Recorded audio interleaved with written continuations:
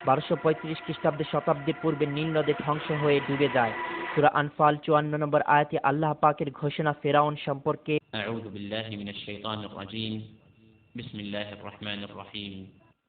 كدأب آل فرعون والذين من قبلهم كذبوا بآيات ربهم فأهلكناهم بذنوبهم وأغرقنا آل فرعون وكل كانوا ظالمين।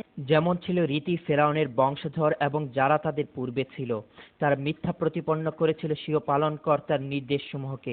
অতঃপর আমি তাদেরকে ধ্বংস করে দিয়েছি তাদের পাপের দরুন এবং ডুবিয়ে মেরেছি ফেরাউনের বংশধরদেরকে। বস্তুত এরা সবাই ছিল অত্যাচারী জালেম। 2831 খ্রিস্টাব্দে আবিষ্কৃত হয় ফেরাউনের লাশটি। দীর্ঘ 3116 বছর নীল নদের গর্ভে ডুবে থাকে তার লাশটি।